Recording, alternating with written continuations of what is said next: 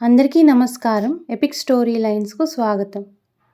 శ్రీ గురు చరిత్రని ప్రారంభించబోతున్నానండి. అధ్యాయం 1. శ్రీ గణేశాయ నమః, శ్రీ సరస్వత్యై నమః, శ్రీ గురుభ్యో నమః, శ్రీ కులదేవతాయై నమః, శ్రీ శ్రీపాద శ్రీ వల్లభ శ్రీ నరసింహ సరస్వతి దత్తాత్రేయ గురుభ్యో నమః. బాలార్క ప్రభమింద్ర నీలం జటిలం భస్మాంగ రాగోజ్వలం శాంతం నాద విలీన చిత్తపవనం శార్దూల చర్మాంబరం బ్రహ్మజ్ఞై సనకాదిభిర పరివృతం సిద్ధై సమరాధితం దత్తాత్రేయముపాస్మహే హృదిముద ధ్యేయస్ సదా యోగిభిం. శ్రీ వాసుదేవానంద సరస్వతీ స్వామి రాసిన ఉపోద్ఘాతము. మసక చీకటిలో తాడును చూచి పాముని ప్రేమించి భయపడతాము, కానీ తర్వాత దీపం సహాయంతో అది త్రాడని తెలియగానే ఆ భ్రాంతి భయము తొలగిపోతాయి.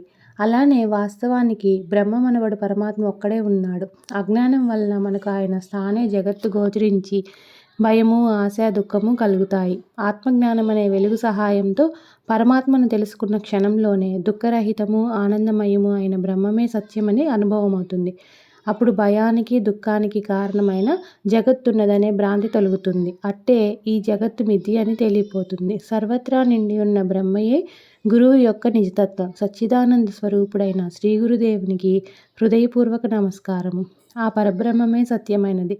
అజ్ఞానం వలన దుఃఖంలో మ్రగ్గుతున్న జీవులపై కరుణతో వాటికి ఆ దయానిధి తన నిజతత్వాన్ని బోధించడానికి అత్రి మహర్షి పుత్రుడై జన్మించి శ్రీ దత్తాత్రేయుడని పేరునొందాడు. భక్తితో తనను ఆశ్రయించిన కార్తవీర్యార్జునుడు, యదువు మొదలైన వారిని సంసారమనే దుఃఖ సాగరం నుండి ఉద్ధరించాడు. ఆయనయే మరలా శ్రీపాద వల్లభుడుగాను, తరువాత శ్రీ నరసింహ సరస్వతి అనే పేరుతోనూ అవతరించి తన శిష్యులైన సిద్ధాదులను ఉద్ధరించాడు. పరమగురువైన దత్తమూర్తి నేటికి కృష్ణా భీమా సంగమ తీరంలోని గంధర్వపుర నివాసి స్మరించిన వారికి ప్రసన్నుడవుతున్నాడు. ఆ పరబ్రహ్మమూర్తి జనన మరణాలకు అతీతుడు, అక్రియుడు, కోరికలు లేనివాడు, అద్వితీయుడు అయినప్పటికీ ఒకప్పుడు తానే అనేకమవ్వాలని సంకల్పించాడు. ఆ సంకల్పమే మాయాశక్తి. ఆయన త్రిగుణాత్మకమైన తన మాయ చేత ఈ జగత్తును సృష్టి దాని రూపంలో ప్రకటమయ్యాడు. వెనకటి ప్రళయానికి ముందున్న జీవులు ప్రళయంలో పరమాత్మయందు సూక్ష్మరూపంలో దాగి ఉంటారు. వారు సాధన ద్వారా తరించగలందుకు పరమాత్మ అలా మరలా సృష్టి చేస్తాడు. ఆ శుద్ధ చైతన్యమే శ్రీ దత్తాత్రేయుడు. సృష్టికర్త అయిన బ్రహ్మ నుండి స్థూలము జడము అయిన స్తంభం వంటి వస్తువులు, సూక్ష్మము సజీవములు అయిన మన దేహాలు, బుద్ధి, ఇంద్రియములు మొదలుగా గల ఈ చరాచర జగత్తు ఏర్పడ్డాయి.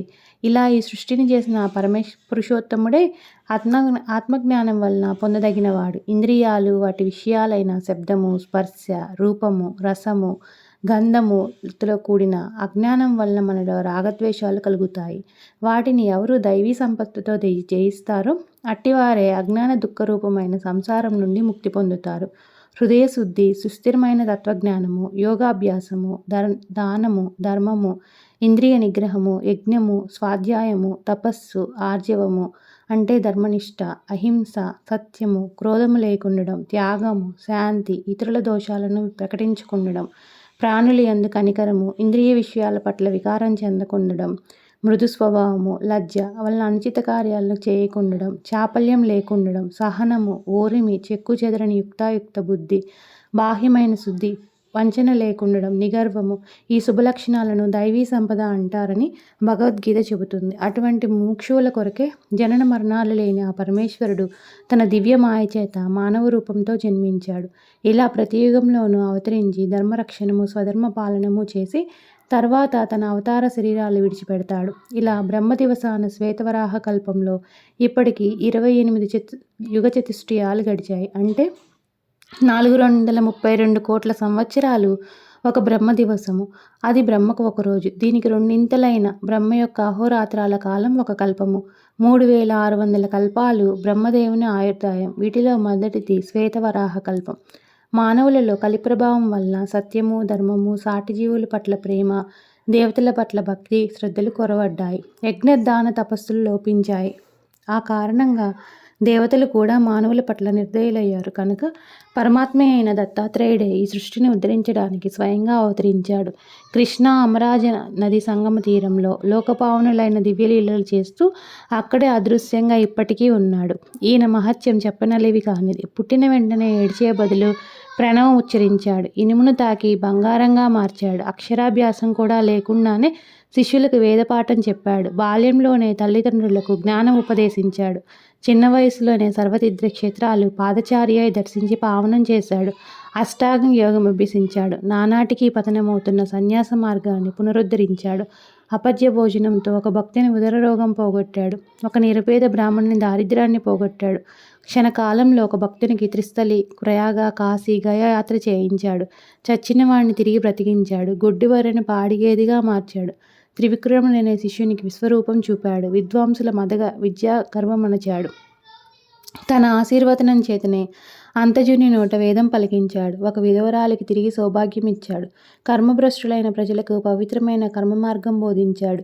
ఎండిపోయిన మేడికట్టను చెట్టుగా మార్చాడు. గొడ్రాలికి పుత్ర సంతానం కలిగేలా చేశాడు. తన అమృత దృష్టి చేత ఒకనికి కుష్ఠరోగం తగ్గించాడు. ఒక దీపావళి నాడు ఒకే సమయంలో 8 చోట్లకి వెళ్ళాడు. అకాలంలో కోసిన పంట చేనును మాట మాత్రం చేత తిరిగి సస్య సమృద్ధిగా మార్చాడు. ఇలాంటి మహాకార్యాలు ఇదివరకు చేశాడు. ఇప్పటికీ చేస్తున్నాడు. ఎప్పటికీ చేస్తాడు.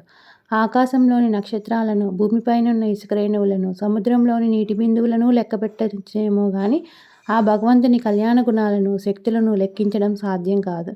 భగవంతుడు నిజానికి రూపం లేనివాడైనా కూడా తన మహిమ మరియు తన కళ్యాణ గుణాల రూపంలో అవతరించి భక్తుని చెవి అనే ద్వారం గుండా అతని హృదయంలో ప్రవేశించి అతని దుష్ట సంస్కారం అనే పాపాన్ని దహించి వేస్తాడు. ఈ విధంగా ఈ క్రమంగా తన అంతఃకరణను శుద్ధం చేసుకున్న భక్తుడు జీవించి ఉండగానే ముక్తుడవుతాడు. సుఖదుఖాలనే ద్వంద్వాల చేత స్పర్శించబడక వారి పట్ల నిర్లిప్తుడవుతాడు. ప్రారబ్ధ కర్మ రూపమైన అతడి దేహం నశించినా నశించకపోయినా అజ్ఞానం వలన ఉత్పన్నమైన సుఖదుఖ రూపమైన ద్వంద్వాలు ఇంకా మిగిలి ఉన్న ప్రారబ్ధం అయిపోగానే పరబ్రహ్మాన్ని పొందుతాడు. సత్సంగం లేని వారికి, ఇంద్రియ సుఖలోరులైన సూర్య సంపద గలవారికి, తమోగుణ ప్రధానులైన మోహాంధులకు ఈ సత్యం తెలియదు. స్వధర్మం ఆచరిస్తూ సాధు గురు దేవతల యందు భక్తి గలవాడై సత్సంగం వలన వివేకే నేనే కర్తను భోక్తను అనే అభిమానం విడిచిపెట్టి ఉత్తమ సన్యాసి ఈ మార్గంలోనే అతడు భుక్తి ముక్తి పొందుతాడు. శ్రీగురుని అనుగ్రహానికి పాత్రుడై సాకరే అను పేర ప్రసిద్ధికెక్కిన సాయిందేముడు సద్బ్రాహ్మణుడు మా పూర్వీకుడు. ఆయనది ఆపస్తంభ శాఖ, కౌండిన్యసి గోత్రము. వారి కుమారుడు దేవరావు, అతని కుమారుడు గంగాధరుడు మా తండ్రి గారు. ఆయన శ్రీగురునికి భక్తుడు. మా తల్లి యొక్క తండ్రి గారిది అశ్వలాయన శాఖ, కాశ్యపసి గోత్రం. ఆయన జన్హు, భంగీరథ మహర్షుల వంటివాడు. మా తల్లి చంపాదేవి పార్వతీదేవిని పోలిన పతివ్రత. ఈ రచనకు ముందు నా తల్లిదండ్రుల పాదాలకు నమస్కరించి సద్గురువును స్మరించడం వల్ల నా బుద్ధి ప్రకాశవంతమవుతున్నది. నా గంగాధరుని కుమారుడైన నా పేరు సరస్వతి. వేదాధ్యాయన పరులు, సన్యాసులు, యతులు, యోగీశ్వరులు, తపస్సులు, సద్గురు భక్తులు అయిన సుజనులారా, మీకు నా నమస్కారములు. నేను మీ పాదతూలి వంటి వాడను. రచనా సామర్థ్యం లేని నేను కేవలం వంశపారంపర్యంగా శ్రీ దత్తానుగ్రహం ఉండడం వల్లను, శ్రీగురుని ప్రేరణ వల్లను మాత్రమే ఈ రచనకు పూనుకున్నాను. అమృత కుంభం వంటి శ్రీగురు చరిత్ర నీకు ప్రసాదించబడింది. నీవీ క్రద రాయి, దానివల్ల నీకు నీ వంశస్థులకు కూడా సర్వము సిద్ధిస్తాయి అని శ్రీగురుడు నన్ను ఆజ్ఞాపించారు. భక్తులు స్మరించినంతనే ప్రసన్నులయ్యే శ్రీ నరసింహ సరస్వతి స్వామి ఆదేశం కామధేను వలె ఈ కార్యాన్ని నెరవేర్చగలదు. త్రిమూర్తి అయిన శ్రీ దత్తావతారమైన శ్రీగురుని చరిత్ర అపారం. దాన్ని సంపూర్ణంగా చెప్పడం ఎవరి తరమూ కాదు. ఆయన ప్రేరణతో రాసిన ఈ గురుకథను పారాయణ, శ్రవణము చేసేవారి వంశం పవిత్రమే, రోగాలు పీడలు లేకుండా కలకాలం సిరి సంపదలతో శోభిస్తుంటుంది. దీని సప్తాహ పారాయణ వలన వెంటనే కోరినవన్నీ ఫలిస్తాయి. ఇది నా స్వానుభవము. నేను అల్పుడనైనప్పటికీ శ్రీగురుని అనుగ్రహం వలన నా నోటి నుండి వెలువడే ఈ దత్తాత్రేయ కదా అల్పమైన తేనెటీగ నోటి నుండి లభించే తేనెలాగా, విలువలేని ముత్యపు చిప్ప నుండి లభించిన విలువైన ముత్యంలాగా, కాకిరెట్ట నుండి మొలిచిన దివ్యమైన అశ్వత వృక్షంలాగా అభీష్టాలు, జ్ఞానము కూడా ప్రసాదించగలదు. ముముక్షువులు పూర్ణసిద్ధుడైన గురువును ఆశ్రయించి తీరాలని ప్రపంచంలోని సర్వమత గ్రంథాలు, మహనీయులు చెబుతున్నారు. కానీ పూర్ణుడైన గురువు ఎలా దొరుకుతారు? ఆయన్ని గుర్తించడం ఎలా? అంతటి గురువు తారసిల్లిన మనలోని దోషాల వలన వారిని గుర్తించలేము కదా. ఇనుప ముక్కుకున్న తుప్పును తొలగించేదాకా అయస్కాంతం వైపు ఆకర్షించబడదు కదా. స్వల్పంగా పాపం చేసిన వారికి జపధ్యానాలు, ప్రాయశ్చిత్తాలు ఉపయోగపడతాయి. కానీ అధికంగా పాపాలు చేసే సామాన్యులకు సద్గురువు సేవ ఒక్కటే ప్రాయశ్చిత్తమని శాస్త్రం. మొదట ముముక్షువు గురుచరిత్ర వంటి గ్రంథాలు పారాయణ లేక శ్రవణం చేస్తే హృదయం పరిశుద్ధమే. ముముక్షుత్వము, గురుభక్తి అంటే సద్గురు సమావేశం కోసం ఆకక్ష తీవ్రతరమవుతాయి. అప్పుడే దైవకృప చేత సద్గురు సమాగమం జరుగుతుంది. ఈ గ్రంథమహిమ వలన స్వప్నంలో తనను ఆశ్రయించవలసిన సద్గురెవరో తనకు తెలుపబడుతుంది. అంతవరకు శ్రీగురు చరిత్ర పారాయణ ఈ అధ్యాయంలో నామధారకుడు చేసినట్లు నిరంతర ప్రార్థనలు చేస్తూ ముముక్షువు వేచి ఉండాలి. అప్పుడు మాత్రమే ఎట్టి సంశయానికి తావు లేకుండా పరిపూర్ణుడైన సద్గురువుతో సమాగమం ప్రాప్తిస్తుందని ప్రథమ కర్తవ్యం బోధిస్తోంది ఈ అధ్యాయం. కథారంభము. గంధర్వ నగరంలో శ్రీ నరసింహ సరస్వతి స్వామి మహిమ లోక ప్రసిద్ధమై దూర ప్రాంతాల నుండి కూడా ఎందరెందరో వచ్చి వారిని సేవించి పెళ్లిగాని వారు పెళ్లి, సంతానం లేని వారు సంతానము, పేదవారు ధనము ఇలా ఎవరికి అవసరమైనవి వారు పొందుతున్నారు. వారు దర్శించాలనుకున్నప్పటి నుంచే కోరినవి నెరవేరుతున్న వారు ఉన్నారు. నామధారకుడనే బ్రాహ్మణుడు ఎన్నో కష్టాలకు గురి అయి ఎన్ని చేసినా ఒక్కటి తీరక ఎంతో వ్యాకులపడ్డాడు. ఆ పరిస్థితులలో అతడు శ్రీగురుని మహత్యం గురించి విని వారి దర్శనంతో గాని అవి తీరవని నిశ్చయించుకున్నాడు. అది లభించుకుంటే తన జీవితమే వ్యర్థమని తలచి నిరంతరము వారి పాదాలను స్మరిస్తూ ఆకలి దప్పులు కూడా మరిచి కాలినడకన ఆ గ్రామాన్ని సమీపించాడు. ఆయన దర్శనం అవ్వకుంటే ప్రాయోపవేశం చేసుకోదలచి అతడు శ్రీగురుని స్మరించి ఇలా మొరపెట్టుకున్నాడు. అందరి కష్టాలు తొలగించే మీ నామస్మరణతో నా కష్టాలు ఎందుకు తొలగడం లేదు? అందుకు నా పాపాలే కారణమైతే సర్వపాపహరమైన మీ నామం వాటిని ఎందుకు నశింపచేయలేదు? అన్ని జీవులను కరుణించే మీరు నన్ను మాత్రం ఎందుకు కరుణించడం లేదు? గురువే త్రిమూర్తి స్వరూపమని తలిచిన వెంటనే ఫలితమిస్తాడని వేదాలు స్మృతులు చెబుతున్నాయి కదా. ఈ కలియుగంలో శ్రీ నరసింహ సరస్వతి స్వామియే అంతటి గురువని కీర్తి వచ్చింది కదా. మరి నా పట్ల అదెందుకు నిరూపణ కావడం లేదు? మీరు సాటిలేని పెన్నిది అన్నది నిస్సందేహంగా అందరి అనుభవమును. కానీ నా మనసులో మీపై భక్తి ఎందుకు కలగడం లేదు? నా మనసు మీపై స్థిరంగా నిలవడం లేదేమి? మీరే నా తల్లి, తండ్రి, గురువు, దైవం, తోడు, నీడ అని నమ్మి ఇప్పుడు మిమ్మల్నే ఆశ్రయించాను. పసితనంలోనే నాకు మీ పేరు పెట్టి నా తల్లిదండ్రులు నన్ను మీకు అమ్మివేశారు. పరమాత్మ, మీరు దీనుల పాలిటి కల్పవృక్షము, దయాళువు, మహాదాత, దేవతలకే శక్తిని అనుగ్రహించి విశ్వమంతటినీ పోషిస్తున్న మీరు నన్ను ఉపేక్షిస్తున్నారెందుకు? మీరు సర్వసాక్షి అని వేదాలు చెబుతున్నాయి కదా. మరి నా దుస్థితి మీకు తెలియడం లేదా? ఎవరినీ ఉపేక్షించని మీరు నన్నెందుకు ఉపేక్షిస్తున్నారు? నేను మీకేమీ సమర్పించలేదనా? సాక్షాత్తు లక్ష్మీదేవియే సేవకురాలైన మీకు దరిద్రుడనైన నేనేమి ఇవ్వగలను? బిడ్డ నుండి ఏమి తీసుకొని తల్లి స్తన్యమిస్తున్నది. నన్ను అనుగ్రహించే సమయం ఇంకా రాలేదనడం సర్వసమృద్ధులైన మీకు తగదు. ఇంతకుముందు మీరే దిక్కని తలచి నేను మిమ్మల్ని సేవించని మాట నిజమే. కానీ సేవిస్తేనే ప్రసాదించేది దానం ఎలా అవుతుంది? నిష్ఠా ఓరిములతో కూడిన నిరంతర సేవ వలన మాత్రమే భక్తుని హృదయం శుద్ధమై ఎప్పుడూ అన్ని జీవులపై వర్షిస్తుండే గురుకృప అనుభవం అవుతుందని సాయిబాబా, రమణ మహర్షి, అక్కల్కోట స్వామి వంటి మహనీయులందరూ చెప్పారు.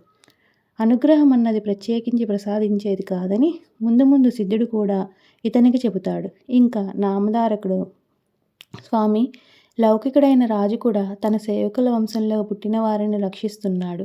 మా పూర్వీకులందరూ మిమ్మల్ని నిష్కామంగా సేవించినందుకైనా మీరు నన్ను రక్షించాలి. లేకుంటే సత్పురుషులకు ఫిర్యాదు చేసుకోనైనా నా రుణం రాబట్టుకుంటాను.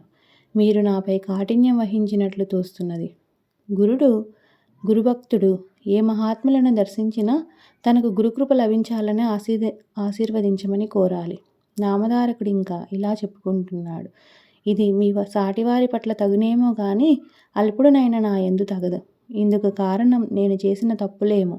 అజ్ఞానినైన నాకు దోషాలు చేయడం సహజమే. కానీ నా వంటి పాపి లేడు, మీ వంటి పాపహారకుడు కూడా లేడు కదా. కనుక నన్ను ఉద్ధరించండి. ఒకవేళ నేను మీ గురించి ఆడిన నిష్ఠూరాలే మీ కాఠిన్యానికి కారణమా? దయాసముద్రులైన మీరు అలిగిన బిడ్డను తల్లి బుజ్జగించినట్లు నన్ను బుజ్జగించాలి కానీ నాపై అలిగి అనుగ్రహించుకుంటే నాకు దిక్కెవరు? లేకుంటే నేను చేసిన తప్పేమిటో అదైనా నాతో చెప్పవచ్చు కదా. అతడు చేసిన తప్పేమో ముందు ముందు సిద్ధుడు చెబుతాడు. అయినా దానిని కూడా మన్నించి శ్రీగురుడు అతనికి స్వప్నంలో దర్శనమిస్తాడు. సిద్ధుని దర్శనం సన్నిధిని కూడా ప్రసాదిస్తాడు. ఇంకా నామధారకుడు, ఏమైనా మీరు నా దోషాలను క్షమించి నన్ను దయ చూడాలి. మీరే నాకు దిక్కు. మిమ్మల్నే నేను శరణ పొందుతున్నాను. చైతన్యమూర్తివి, దయానిధివి అయిన నీ కారుణ్యం ఏమైంది? ప్రభు, మృత్యుముఖంలో ఉన్న నన్నెందుకు ఉద్ధరించకుండా ఉన్నావు? ఇలా దారి పొడుగున నామధారకుడు అనేక విధాలుగా శ్రీగురుణ్ణి ఆర్తితో ప్రార్థిస్తూ వెళ్ళి చివరకు ఖిన్నుడై శోష వచ్చి గంధర్వపురం దగ్గర ఒక చెట్టు క్రింద పడుకున్నాడు. అతనికి నిద్ర తూగినప్పుడు కలలో కూడా అతడు శ్రీగురుడినే స్మరిస్తున్నాడు. ఆవు తన నడబాసి ఆర్తనాదం చేస్తున్న దూడ దగ్గరకు వాత్సల్యంతో పరుగున వచ్చినట్లు భక్తుల పాలిటి కామధేనువైన పరమేశ్వరుడు అవధూత వేషంలో నామధారకునికి స్వప్నంలో దర్శనమిచ్చాడు. ఆయన జడలు, విభూతి, పులి చర్మము ధరించి ఉన్నాడు. నామధారకుడు కలలోనే స్వామికి సాష్టాంగ నమస్కారం చేసి తన పొడవైన జుట్టుతో వారి పాదాలు తుడిచి వాటితో అభిషేకించి గంధం అలంకరించి పూజించాడు. ఆ దర్శనంతో అతని హృదయం శాంతించింది. అతని మనస్సులో ఆ రూపం స్థిరంగా నిలిచింది. అప్పుడు ఆ యోగీశ్వరుడు అతనిని లేవనెత్తి ముఖాన విభూతి పెట్టి తలపై చేయి ఉంచి ఆశీర్వదించారు. ఆ వెంటనే అతనికి మెలకువ వచ్చింది. అయినా తన తలపై అవధూత చేయి పెట్టిన అనుభవం అలానే ఉన్నది. అతడు ఆశ్చర్యపోయి చుట్టూ చూచాడు. అక్కడ మరెవరూ లేరు. అతడప్పుడు లేచి తనకు స్వప్న దర్శనమిచ్చిన ఆ గురుమూర్తినే స్మరిస్తూ ముందుకు సాగిపోయాడు. ఈ రీతిన శ్రీగురుడు అతడు కోరిన దానికి శతకోటి రెట్లు అధికంగా అనుగ్రహించి అతన్ని తన శిష్యునిగా అనుగ్రహించారు. స్వప్నంలో లభించే గురుదర్శనము, గురుకృప ఉత్తమమైన శుభ సూచనలని ఎన్నో శాస్త్రాలు మనకు చెబుతున్నాయి. శ్రీ దత్తాయ గురవే నమః. శ్రీ శ్రీపాద శ్రీ వల్లభాయ నమః. శ్రీ నరసింహ సరస్వతీ నమః. 2వ అధ్యాయం తదుపరిసారి చెబుతాను.